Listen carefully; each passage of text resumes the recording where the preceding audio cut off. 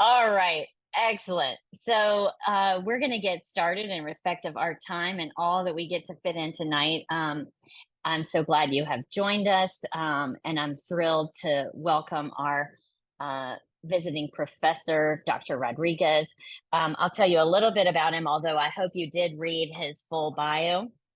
Um, Dr. Rodriguez is a scholar, an administrator, an educator. His scholarship examines the intersections of race, religion, and social movements with a particular focus on Black and Brown religious activism in the 20th century, including groups like the New York Young Lords. His work has been featured in several outlets, including Truth Out, Latino Rebels, and the Christian Century, and he regularly speaks at universities and community organizations. He is a visiting assistant professor of historical studies at Union Theological Seminary, where he teaches on Latinx religious history, Christian colonization, and fat studies. Dr. Rodriguez serves full time as the associate director for strategic programming at the Hispanic Scholars Program, which is why he's so busy right now, because this is their very, very busy season. But that's a nonprofit that creates year-round educational spaces for Latinx graduate students of religion. We are very, very fortunate and blessed to have him here tonight. And so I'm going to turn the reins over to you, Dr. Rodriguez. Thank you so much. I'm so glad to be here among so many cool people. I was most recently with Lee in person at an encampment, and before that at a wedding. So full range of possibilities here in this group. I'm so glad to be with you all. So I'm going to go ahead and get us started. But first, I'm going to invite us to go through a process that I go through in many spaces, which is to invite us to breathe. So as you are, I'm going to invite us, we're going to do this 4 times, just to breathe in for 4 seconds, hold for 4 seconds, and exhale for 4 seconds. So if you'll do it with me, please inhale, hold, exhale. Again, inhale,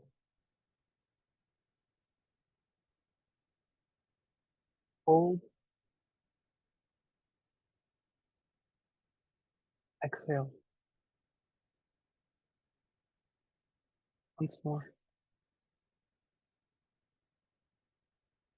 hold, exhale. One final time. Inhale, hold, exhale. Thank you. I've been spending a lot of time with my Buddhist colleagues who remind me that sometimes we need a moment for our brain and our body to catch up to each other. So I appreciate you all walking with me. So tonight, we're going to talk about Latin American Liberation Theology. But first, I am a teacher no matter which way I go. And I would love to know who's in the room. There's many of you in the room, so we can't take too much time. But I'm going to stop sharing my screen. I would love to invite you to just say your name and one word that describes what you hope to gain from this gathering. So I'm going to have you all do an activity I like doing. If some of you are educators, this will be familiar to you, but I'm going to invite you on a computer or your phone, a piece of paper, whatever you prefer. I want you to create 3 columns. And then you're going to label the columns as follows. On the left, you're going to put no. In the middle, you're going to put want to know. And on the right, you're going to put learned. So I'm going to give you just 20 seconds here to make those columns. So again, you can do it on a notebook, on a piece of paper, on your phone. If you have a stone that you want to carve into, you can do that too. Whatever brings you the most joy. Just make sure it's in 3 columns. Know, want to know, learned. So this graphic's going to be on the next slide too, so don't be too scared.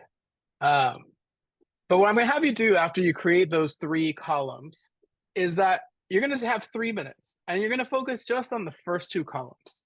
So in the leftmost one, I want you to jot down just bullet points a few things that you know about Latin American liberation theology. For example, it's from Latin America. I hope we all know that, but I don't assume anything these days. So on the leftmost column, write down what are the things you know about Latin American liberation theology. And then the middle column, write down some bullet points of what you want to know, maybe things you're curious about. So, for example, who are some major figures in this field, right? The rightmost column learned, you're going to leave that blank. We're going to come back to the end, hopefully have with something to fill in. But take 3 minutes on your own. What do you know about Latin American liberation theology? What do you want to know?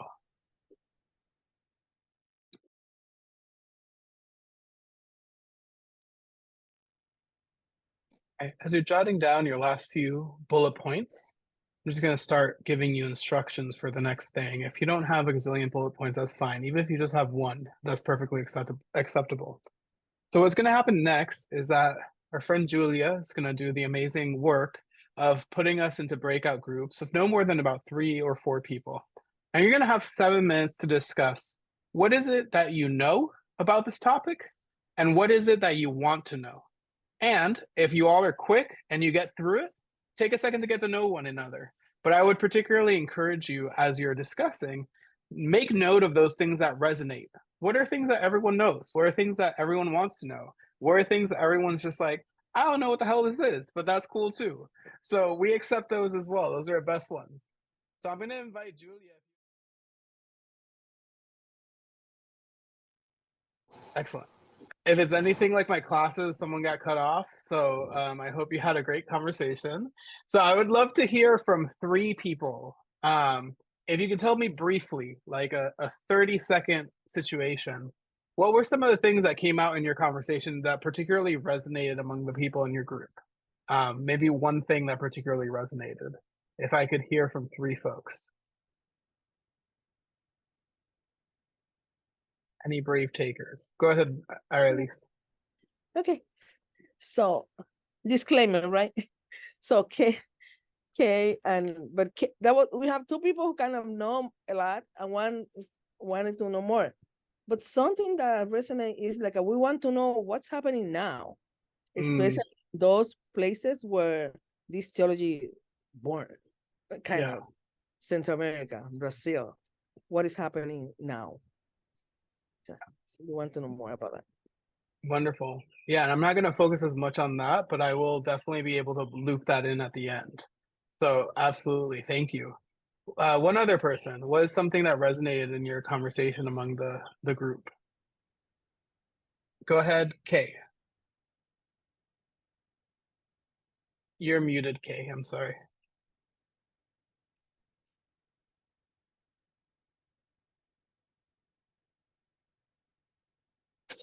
I was surprised and impressed. Somebody in my group knew that Catholic priests and nuns were assassinated by death squads because this was so radical.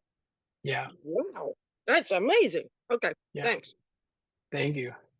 And then Rachel shared in the chat that Nora said she learned last year about how indigenous god spirits were co-opted by colonial missionaries, like a water, sea god, female gender being turned into Mary. Yeah, a lot of that happened. That's far before what we're going to discuss tonight, but it's all connected. Yeah, so, Jorge, to pick up on that, it's Terry. To pick up on Nora's comment, we were really curious about how or whether like indigenous spirituality had influenced Latin American liberation theology. So that's one of the things that is in our kind of want to know category. And if I might add, are there differences between Protestant and Roman Catholic expressions of Latin American liberation theology?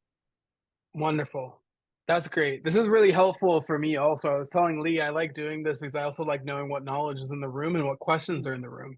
So as I'm about to transition and get started on my like actual speaking piece, but let me tell you 2 things here. One, I'm going to focus a lot more today on the Catholic Latin American Liberation Theology that burgeoned in the 60s, 70s, and 80s. So that's one. But I am at the end going to connect it to the global liberation theologies that emerged around the world at the same exact time, some of which were inspired by Latin America, and some of which emerged concurrently with no knowledge of what was happening in Latin America, which to me is actually the more interesting piece. Because as a historian, it speaks to the ways that this was a moment of global revolution. And we can get into that more.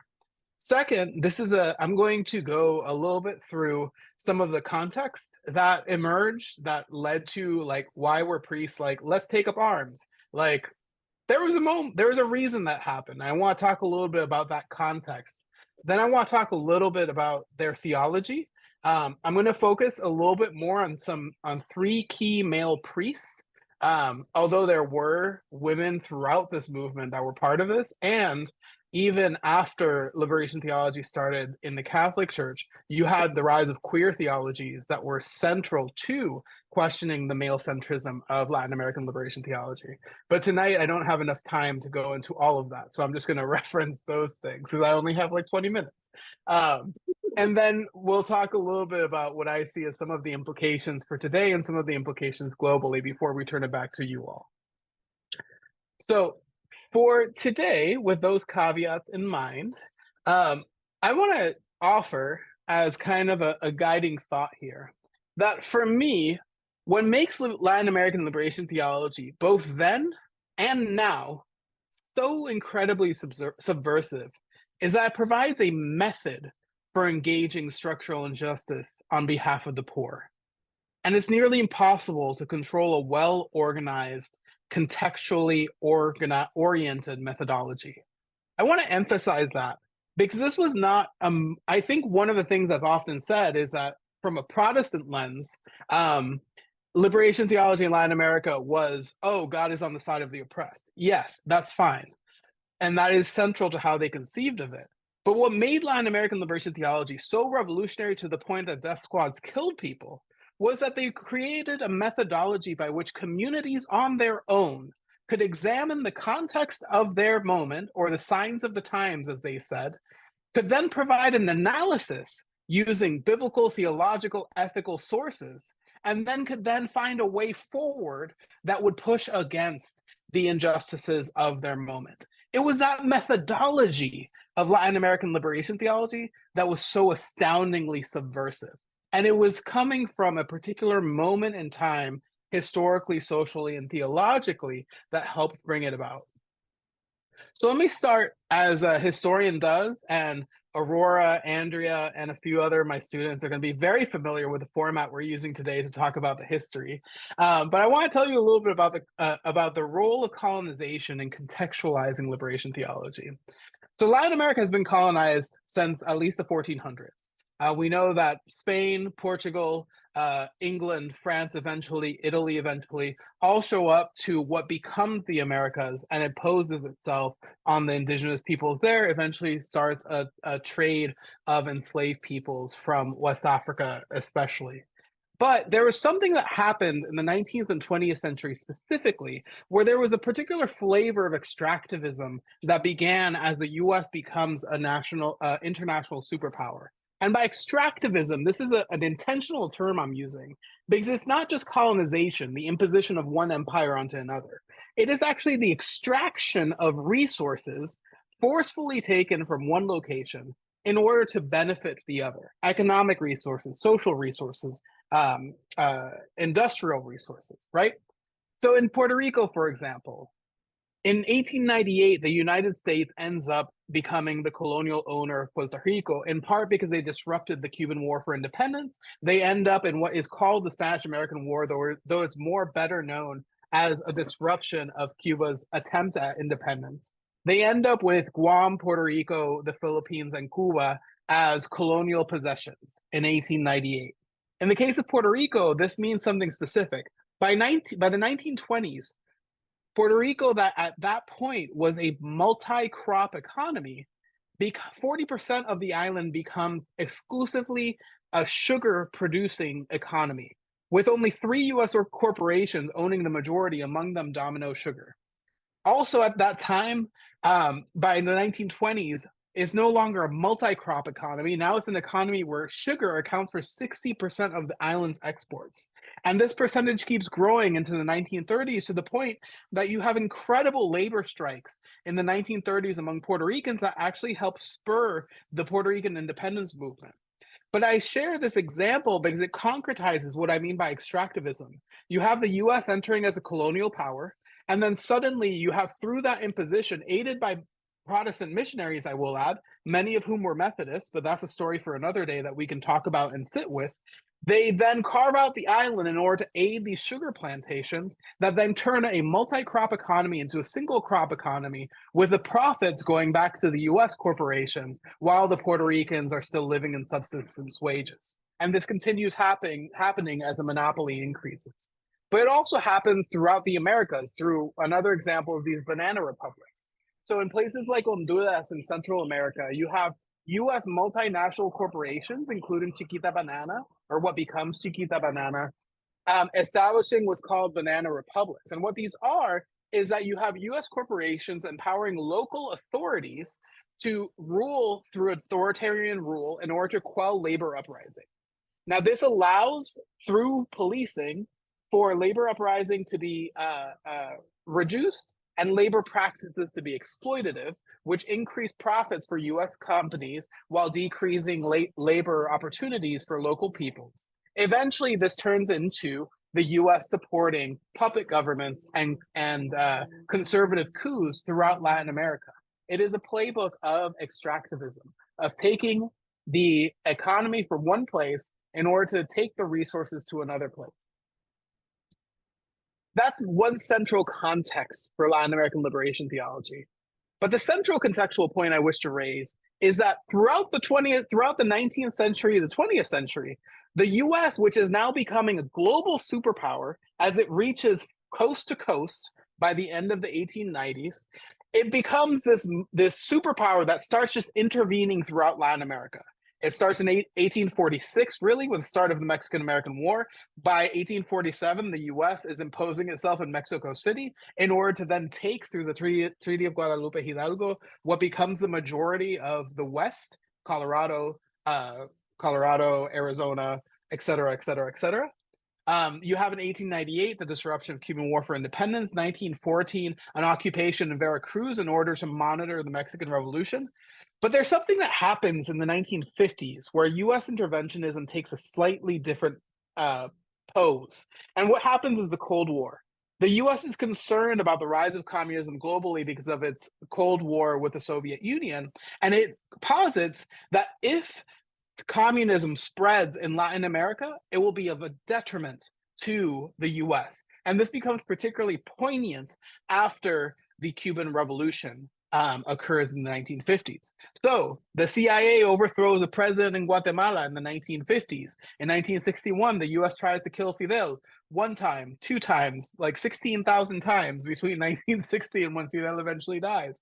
In 1965, the US intervenes in the Dominican Republic Civil War. In the 1970s, you have the support of Operation Condor, which leads to repression and disappearances of leftists in Argentina, Chile, and throughout South America. In the 1980s, the U.S. sends troops and trains troops in Nicaragua and El Salvador to push against leftist militias, which eventually leads to the rise of the sanctuary movement in the United States, because people are so displaced by U.S. interventionism that they need a place to go, right? So all of this is occurring while this global extractivism is happening. So part of what I want to talk about here in this context is that this is a period, the 20th century in Latin America is a period of colonization, interventionism, and extractivism, where the U.S. imposed its interests throughout Latin America without pouring resources back into the destabilized Latin American countries that it dispossessed. Now, what's the word I'm looking for? Spoiler alert, the incredible immigration crisis that we have today is deeply connected to this history. Because throughout the 20th century, the U.S. has continuously intervened in Latin America, caused destabilization, and then washed its hands and imposed incredibly draconian border policies when people have tried to flee. That's not the point of today. I just want to make that noted. But the third contextual point I wish to raise with regards to why does Latin American liberation theology rise when it does is Vatican II.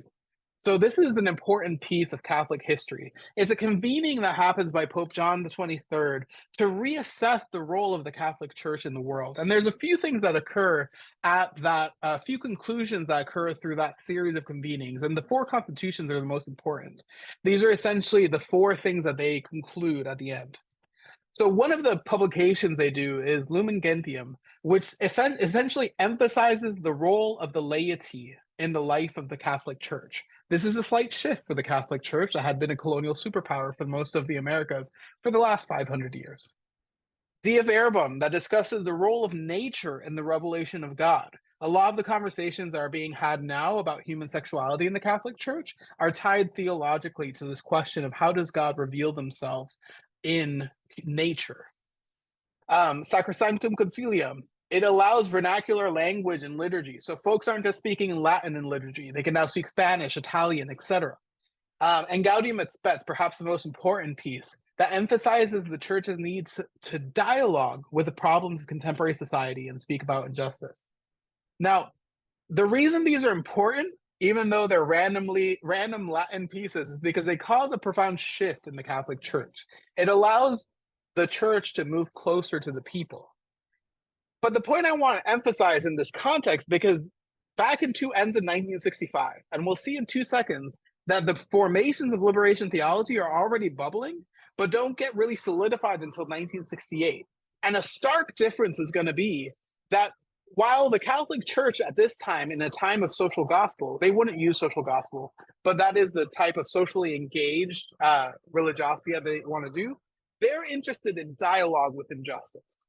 Liberationists are instead interested with structural and systemic analysis of injustice, with a method to overthrow colonial power. And this is really a distinction between leftists and liberals.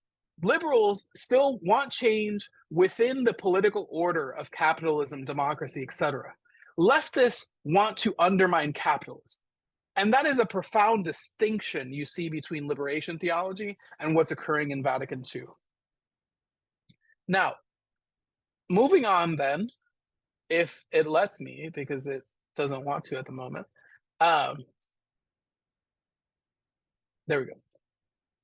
So in this context, liberation theology starts burgeoning. I just want to highlight one priest that I think epitomizes some of what's happening, Camilo Torres Restrepo. So Camilo Torres is a priest who, seeing what is going on in terms of the structural injustices in his native land of Colombia, he ends up actually making the decision, seeing the ways that some political powers are unifying in order to form more of a conservative fascist government that in his view is not going to take care of the poor. He actually makes a decision to, as he says in some points, give up his cassock and pick up a gun in order to join military militias, guerrilla programs against the Colombian government that is forming and oppressing the people. So he's famous for saying that if Jesus were alive today, he would be a guerrillero. He's also famous for saying, because he wrote a lot of messages to the public during this time as he was explaining why his Christianity led him to a Marxist-Leninist position and eventually armed struggle. You know, he talks about revolution being the way to bring about a government that feeds the hungry, clothes the naked, teaches the ignorant, puts in practice the works of charity and love for neighbor, not just now and then, and not just for a few. I want you to keep this person in mind because they'll come up later. So this is in some ways, though, early 1960s, late 1950s. It's in this context of extractivism, of colonization, that a figure like this blossoms. But then you have priests and bishops coming together in 1968. So in 1968, the Latin American Conference of Bishops comes together in Medellin, Colombia. And what they do in Medellin is that they come up with, they're essentially talking about like, what the fuck is going on? We're looking around, the US is like all over the place. People are more poor today than they were yesterday. People are getting killed left and right. What is happening? And what, in the context of Latin America, what these bishops say is that they issue documents affirming the rights of the poor. It's not just a dialogue with injustice. They're actually starting to make the theological argument that God is on the side of the poor. Additionally, they argue more impressively that industrialized nations, namely the US, enrich themselves at the expense of developing nations. Again, this is a systemic analysis that is rising from a context of colonization and extractivism. So this is happening around the time that you have these radical priests taking up arms in some parts of Latin America. But then what happens after is what people are most familiar with when it comes to liberation theology, which is the actual articulation of a theology in a textbook through Peruvian priest Gustavo Gutierrez, who writes Una Teología de la Liberación in 1971. In this text, Gutierrez argues that essentially God is on the side of the poor. That is his main theological point throughout the text. And he says, here's a quote from the text translated to English, that although the privilege of this world can accept the existence of human poverty on a massive scale and not be overawed by it, problems begin when the causes of this poverty are pointed out to them.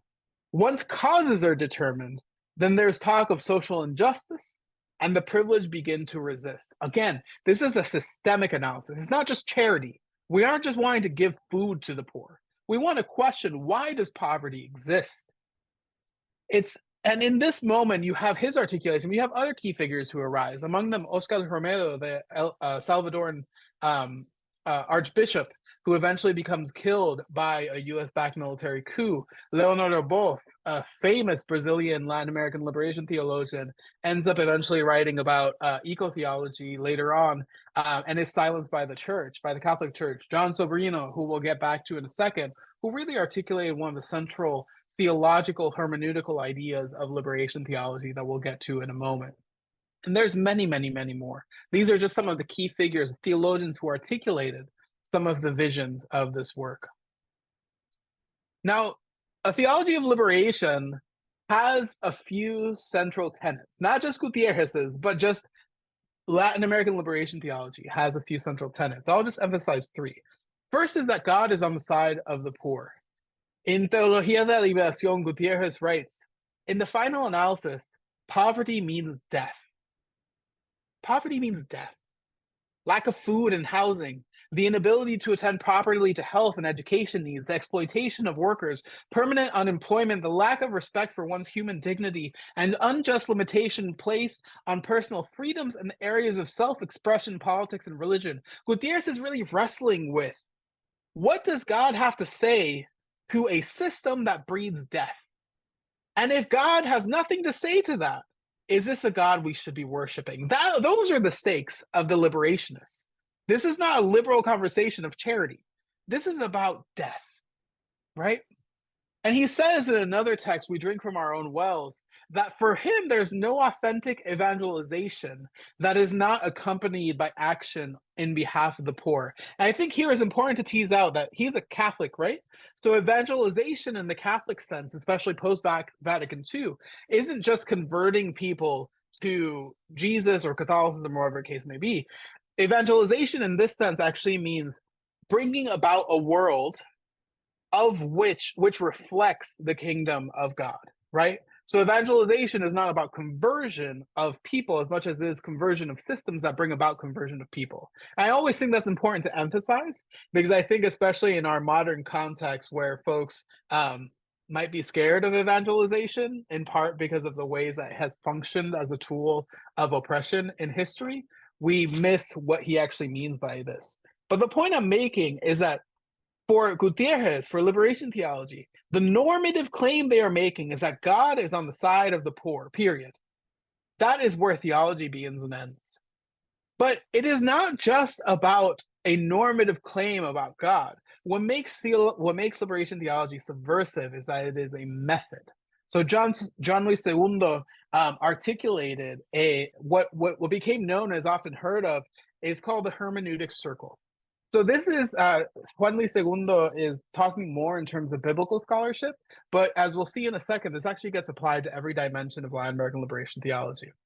So what Segundo writes is that the one and only thing that can maintain the liberative character of any theology is not its content, but its method. So again, these are folks, it's important to note, many of these priests, they're trained in Germany in kind of structuralist thinking, right? So they're very emphatic on like, how do we build methods for liberation not just make normative claims about liberation. And I think that's important to note. Because for them, what they're arguing is that we need something that's going to take us through any context. The context will shift.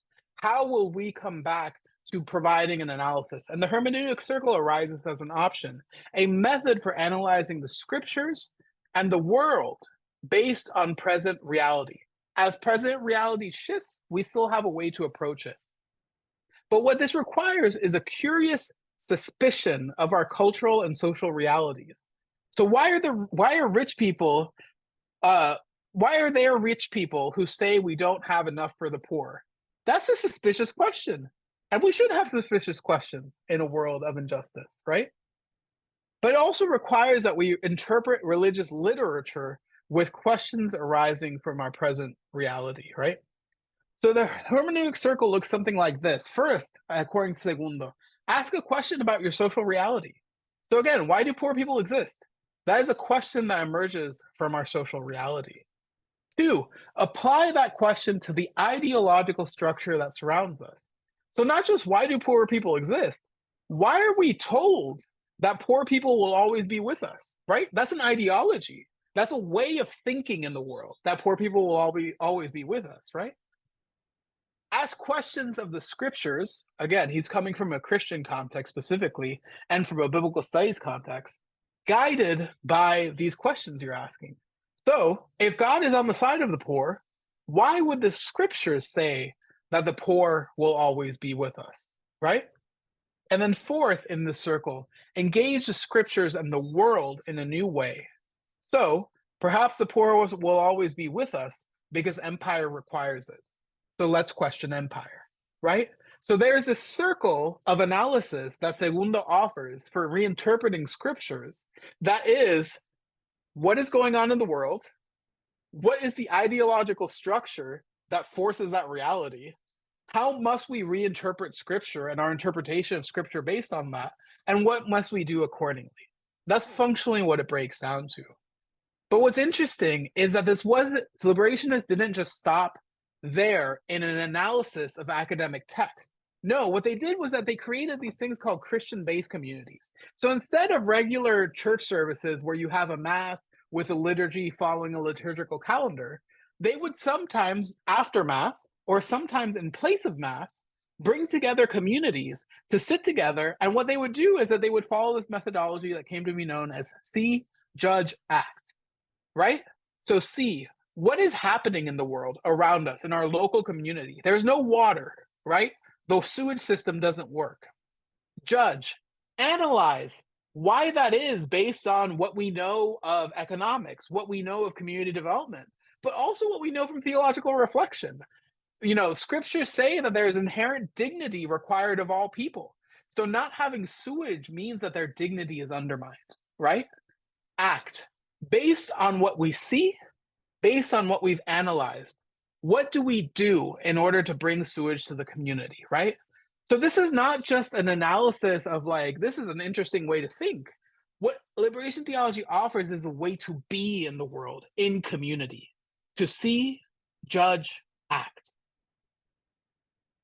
And so because of this, because of the rise of these things throughout Latin America, there was profound repression of liberation theology in the 70s, 80s, and up to the 90s.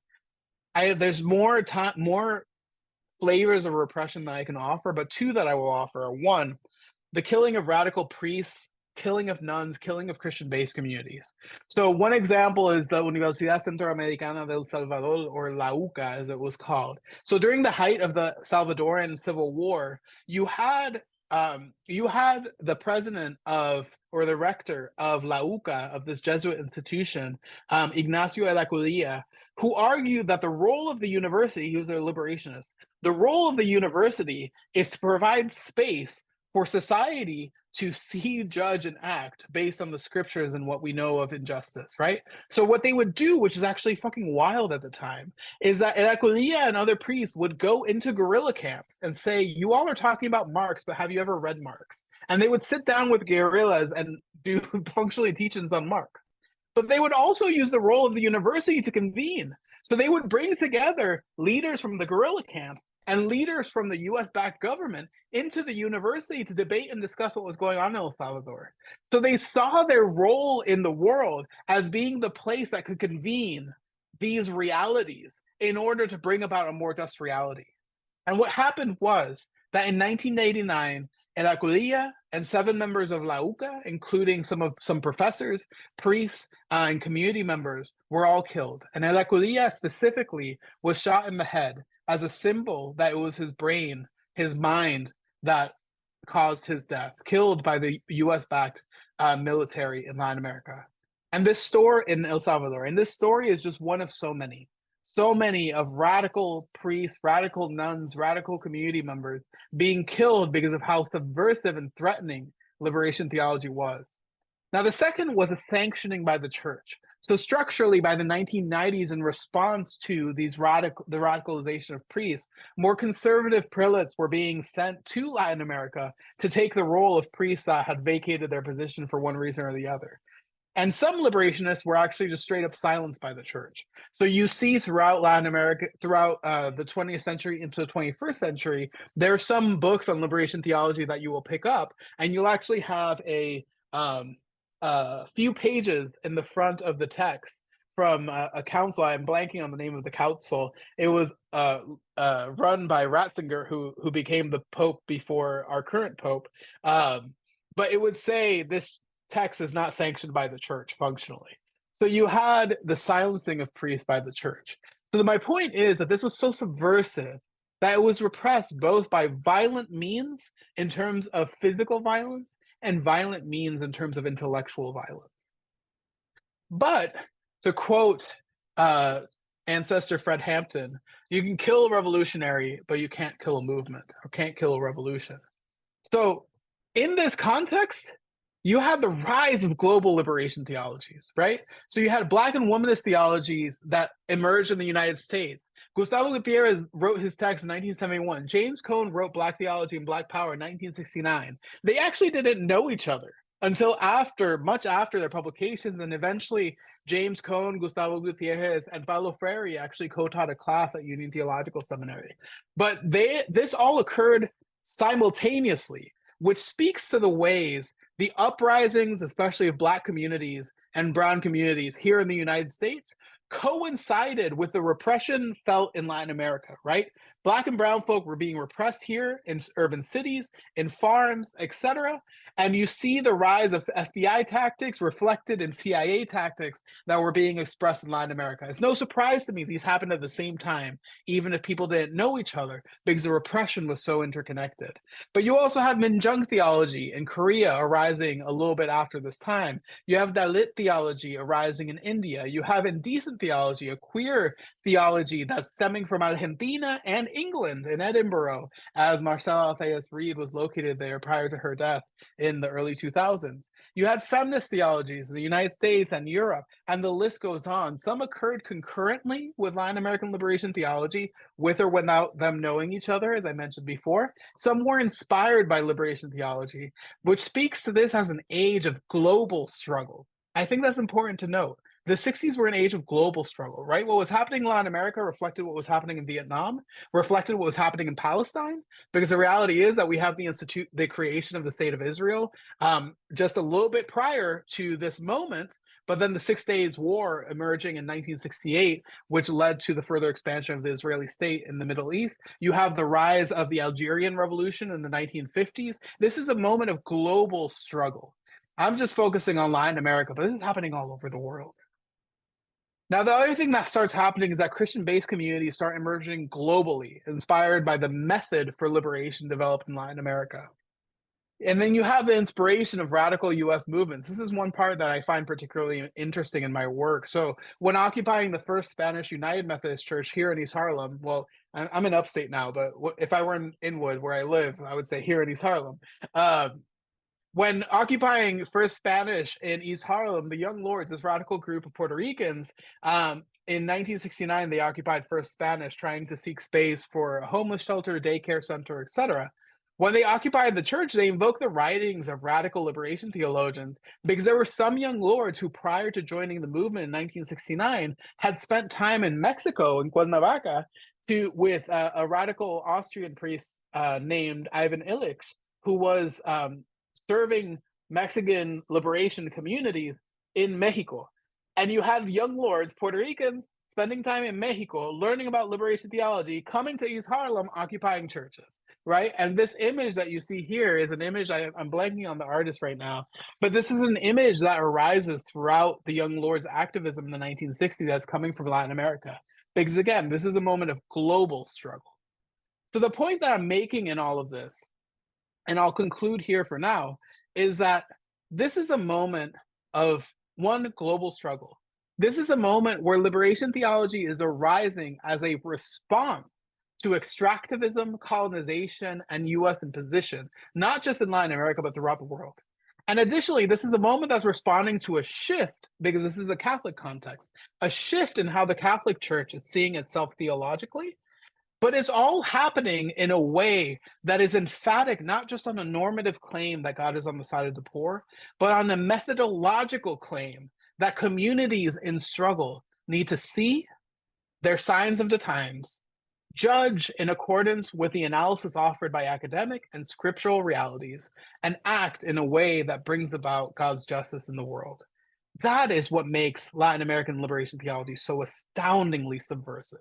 And to me, those are the ripple effects that we still see today in Christian-based communities that still exist throughout Latin America, and communities here in the US that, whether they're Christian or Muslim, because there are Muslims that adopted this methodology, that still manifest this type of reality. And it is still a way of encountering the world that is not just focused on a leftist politic, but is actually deeply theological, and is actually has space to ask, if leftist politics don't actually account for our current moment in history, then we need to look for something else. Because the point is not ideological purity. The point is commitment to a methodology, to see our signs of the times, to judge based on the analysis we have, scripturally, theologically, academically, and to act accordingly on behalf of the poor. So I'm going to pause there. And what I'm going to invite you to do before we get into a discussion is I'm going to invite you to go back to your chart that we talked about before, your 3 little columns. And I'm going to give you 3 minutes again. I'm going to drink water in these 3 minutes. I'm going to invite you to write down in that 3rd column, what did you learn in this conversation? What did you learn? Write down a few bullet points. But then I want you to also think, and you can write this down, you don't have to write it down. I want you to think about, in the conversation, what surprised you? What new questions do you have? And perhaps most importantly, how might you apply this to your life and ministry, whatever that looks like? So I'm going to give you 1 or 2 minutes here, and then invite Julia to put us into small groups for a small group discussion before we get into a big group. So take a minute on your own.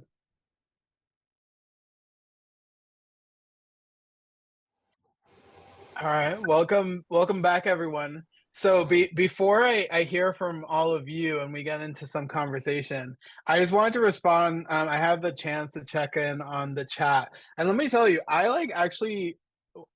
people are very mixed on this. I love what Zoom enables us to do pedagogically, and one of the things is the chat. There's like a whole different way of engaging the world that we can do online that we can't do in person, and I actually think we're the better for it, but I might be in the aggressive minority, so that's neither here nor there. But one thing that I wanted to pick up on that really stuck out to me was this conversation about the image of Jesus with a gun, and does it make us nervous? How do we feel about that, especially in this context? So I wanted to share, because let's just, if we're going to be uncomfortable, let's be fully fucking uncomfortable.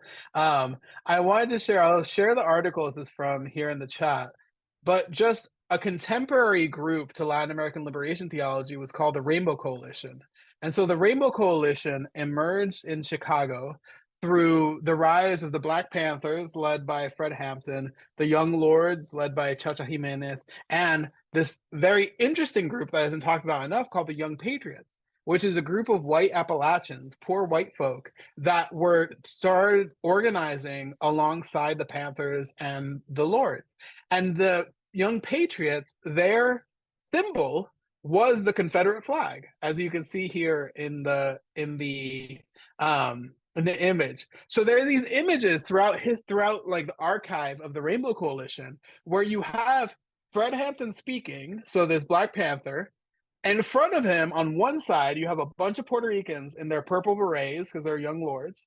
And then to the left, with guns because of security. And then to the left, you have all these white folk that have Confederate flag symbols on them, the young patriots, who are doing security for the Black Panthers.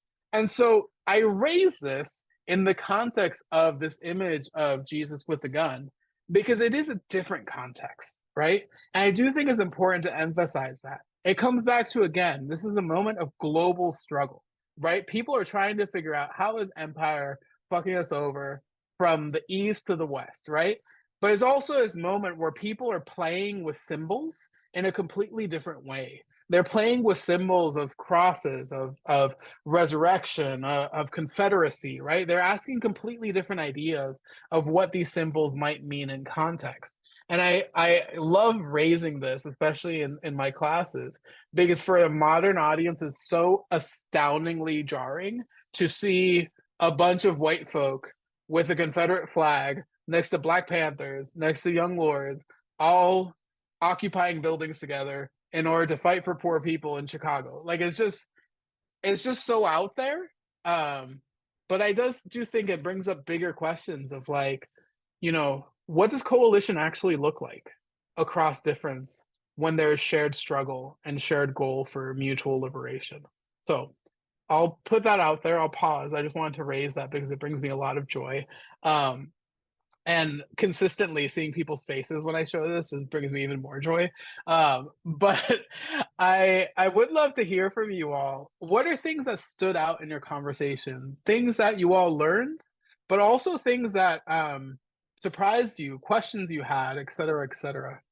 Feel free to jump in, whoever wants to get us started.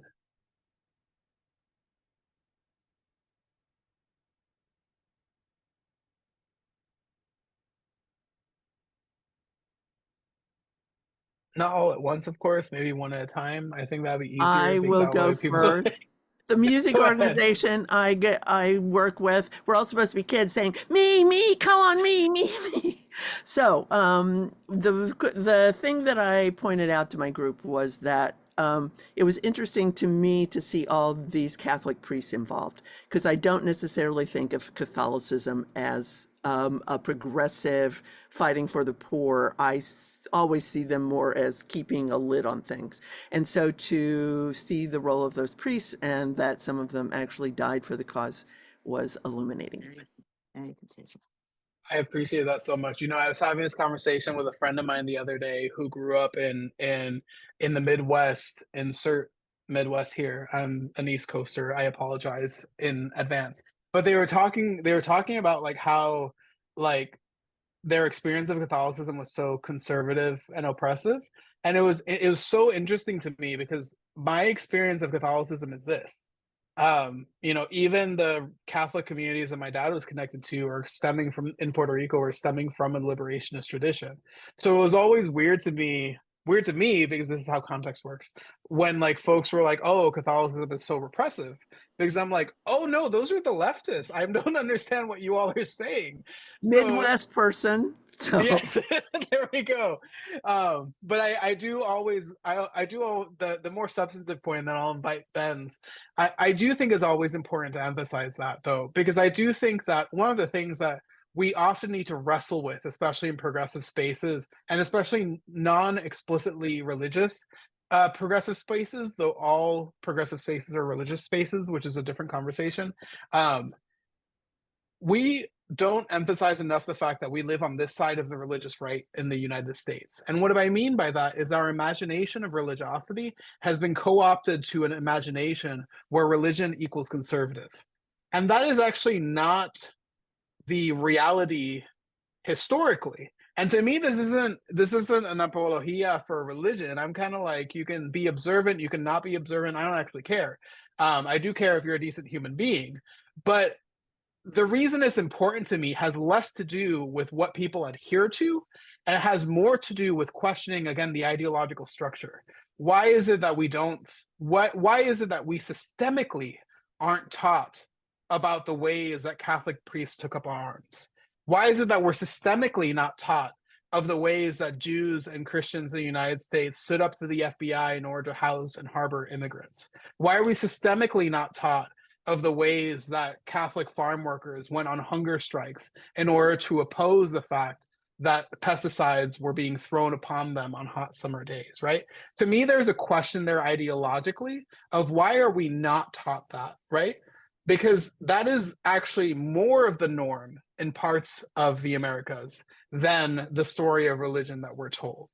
But that's a separate conversation. Benz, would you like to jump in? Yeah, I just want to say keep preaching. And thank you so much, Jorge. This has been really freaking amazing. Just to kind of, I want to add on to that point about what we're taught and what we're not taught, and the church, and like how like your context is the radical slice of the church, and some of our context has been the much more conservative empire worshiping parts of the church. That from my perspective as a second-year seminarian, the church history trajectory, the majority tradition is definitely the empire tradition, but there has always been a radical, authentic, and as Tracy West would say, reclaim the mantle of orthodoxy tradition that liberation theology plays into, and that you're absolutely right. Like, we have to have the imagination. We have to like challenge that indoctrination to see beyond and see that possibility. And indoctrination in education, what's being taught and what's not being taught, is like all over the US right now with what's going on in the school systems, right? So that is like hugely germane. So to answer the question of like what did we learn and what did I learn, like, I so appreciated the reminder of the history. But the thing that really stood out to me was the centrality of the methodology, that is what made liberation theology both so subversive and so enduring. And that is also the answer to the question of like, what can I pull forward in my life and in my work, is to use that same methodology or a version of that methodology to ask the same kind of questions, make the same kind of challenges. So yeah, that was my takeaway. Yeah, I appreciate that. I see a lot of people seems to resonate with that. So I'm gonna go with lmarjoriefreemans@gmail.com, question mark. You're muted, kinfolk.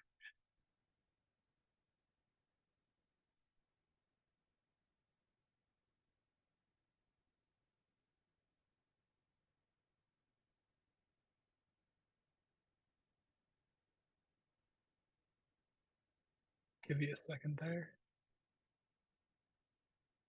If not, I'll go to Aurelis to get started, and then we'll come back to you once you unmute. Aurelis, would you like to jump in real quick? Yes. In our group, we also were impressed that how different this movement was happening without knowing other people knowing each other, like liberation theology and black theology, and that showed the intersectionality of our oppression, and also that for me and maybe many of us that resonate with what our movement now, the Poor People's Campaign, and that's why I'm in the Poor People's Campaign, and that quote from Gustavo Gutierrez about poverty equal death, which is what we are saying right now in the Poor People's Campaign. Poverty is now the fourth leading cause of death in the United States. So yeah, for us have been resonating and why we are doing this and dissenting with the poor. And we need to read Licio Harris, right? The poor always with us, and it's not that's not the case. So, yeah. Thank you. Thank you. And we can go back to L. Marjorie Freeman. Seems that you're muted. Yeah, David Billings and Marjorie Freeman. Yeah, I'm always struck by, and I think it's an inspiration for our continuing work, is that often we're not aware of something that's going on that we're in the midst of until later, and someone explains it to us. And I'm struck by my own political education that I'm of an age now that I realize that I was present at some of those seminal events, like James Foreman taking over Riverside Church, using the methodology of liberation theology and how do you do Bible study, and Robert McAfee Brown studying the scriptures with third world eyes. But I wasn't aware of it at the time.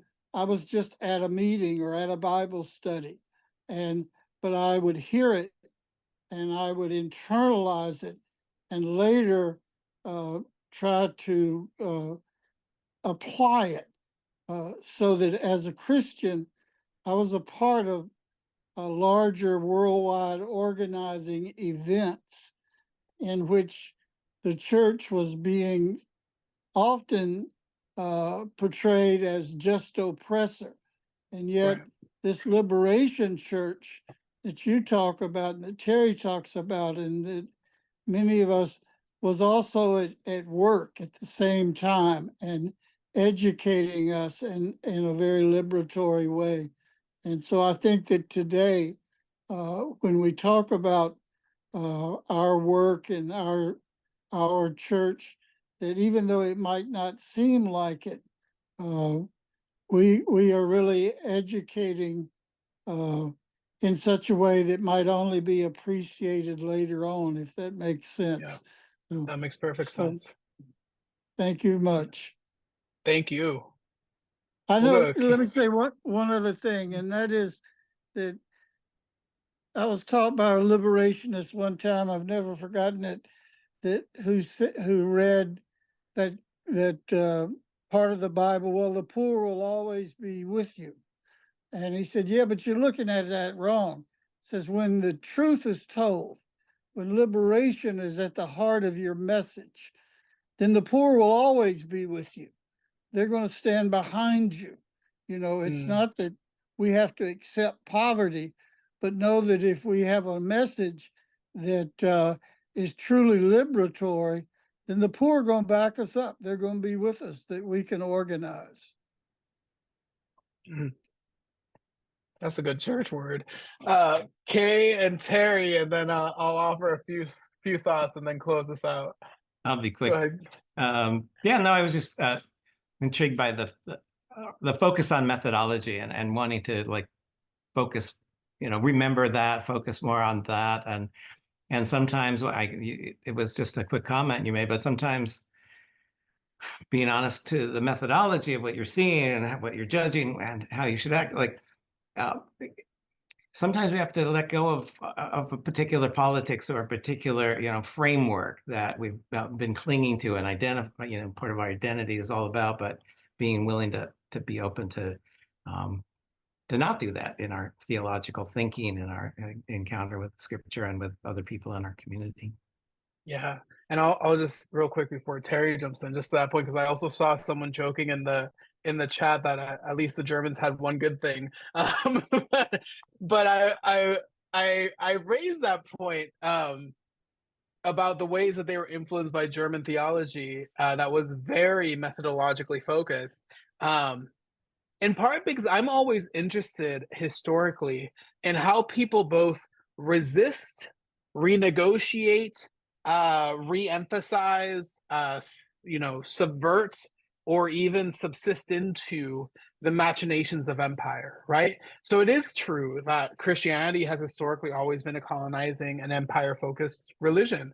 I don't think that we can deny that. And it started as, sure, the movement of a person that was opposing empire, and eventually most of the people who he was with also got killed by empire. And then at some point within the 3rd century, it became the religion of empire. And ever since then, it has expanded throughout the world as a colonial religion. And also People have negotiated and navigated that and subverted it and acquiesced and adopted and pushed against. I think often about one of my favorite historical stories. One day I'll teach a class on this. Is that bear with me for 2 seconds, and then we'll invite Terry and close out. Is during the Spanish Inquisition, right? So this institution that was put out there in order to find and kill, in some cases, heretics, those who would go against the church. When the Inquisition gets to Latin America, particularly to Mexico, it gets to Mexico at a time where there's an increased population of enslaved people from Africa. And the most interesting thing that happens is that these Africans who are forced to convert to Christianity see what the power of the Inquisition is. And what they start doing is that they start accusing their enslavers of heresy. And what it does is that through that, the now potential heretic is put in an Inquisition trial for 2 years. And in some cases, the enslaved folks go off and create a maroon society, right? So detaching from the colonial order. And some, they just take over the colonizers' establishment, right? And they become the owners of everything. And they're just like, fuck everything else. And others, when the enslaver comes back, they just kill him.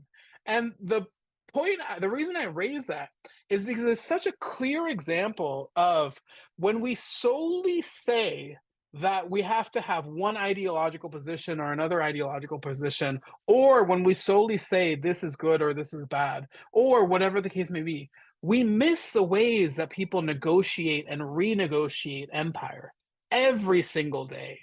And I think that especially in this moment, where the Supreme Court is saying like the president can do whatever the fuck he wants, those are going to be tools that are going to be important. But Terry, and then we'll close out. Yeah, thank you, Jorge. I just wanted to thank you so much for this session. I've learned so much. One of the things that came up in our small group is like one of the things I knew about Latin American Liberation Theology are base communities, and thank you for telling us about a little bit of what it sounds like went on in those base communities. Wondering more about the feel of what happened there and the role. You've told us about the role of analysis and then of action, but I.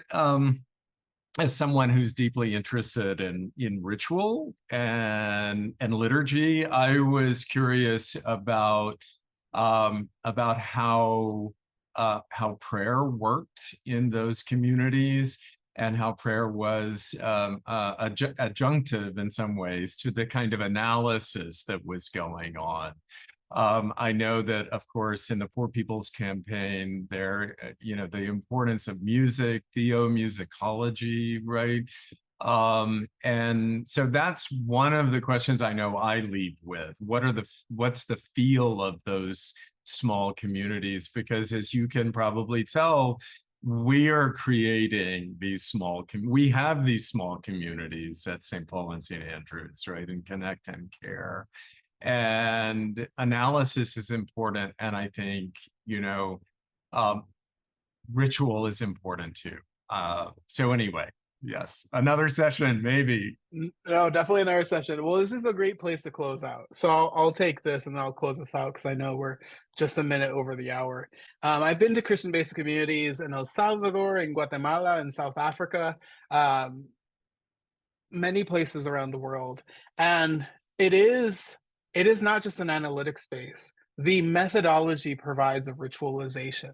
People do pray before, during, after. People have breathing exercises. It's also an interreligious space often. People bring in indigenous practices that are central to how they engage the world. In some places, they might burn copal during the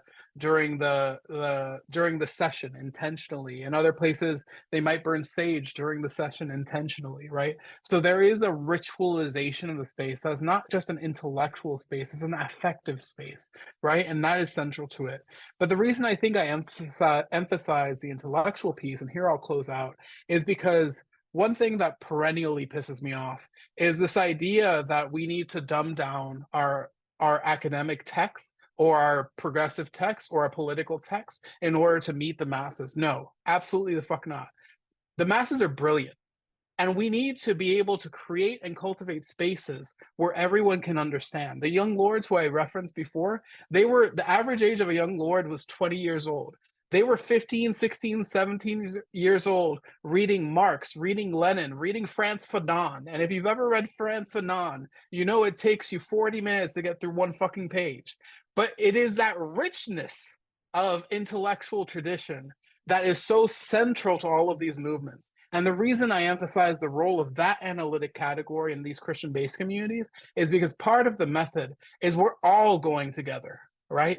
We aren't going to dumb things down. We're going to bring everyone up. We're going to bring them with us. We're going to move with us. And I think that that's important to emphasize, especially in this moment, because again, we aren't going to find a space that is more free if all the leftist intellectuals are just in a corner talking to each other. The only way that we're going to get free as a global community is if we bring everyone alongside with us in order to talk critically about what we're facing and how we engage it accordingly. And if we're stuck in our ideological positions, if we're stuck in our leftist frameworks, and that is the fucking papal bull or whatever the hell ball of whatever calf, golden calf, I don't remember the analogy. If that is the thing that we cannot let go of in order to get free, we'll never get free. And so the reason I emphasize that part of the Christian-based communities is because it is an affective space. It's not all about the mind, right? We're fighting powers and principalities, as the scriptures say. And we need to understand that we need to breathe before we can actually get into struggle, right? Because the struggle is guided by breath, right? Which is why we start here today as we did. But at the same time, it is a struggle of people of all walks of life. And to me, that is the concluding thing. If you take nothing else from me today, take this, that we need methods for social movements. Because the reality is that if we get stuck in these ideological positions, and if we get stuck in these ideas that the poor folk, quote unquote, cannot actually walk with us because they need more education, we'll never actually be free. Because as Brother Bill said, and I appreciated this deeply, the poor will always be with us if we fucking organize with them. So I will leave you all with that. I'm very grateful for you all being with me and allowing me to share space with you. Thank you, Lee, for the invitation. So much love for you all and all you do. Special shout out to my students. Until the next one. Thank you so much. We really, we are bowled over by all that we have learned and all that has been begun tonight. I just want to say, on your calendars, August 7th is our next North Star series. It will be taught by none other than Aurora Celestin and Ekema Ani. It will be on Black Liberation Theology and Womanist Liberation Theology. What? So we have gotten off to a great start. Thank you so much, Dr. Rodriguez. Thank you so much, church. See y'all soon. Have a good holiday tomorrow.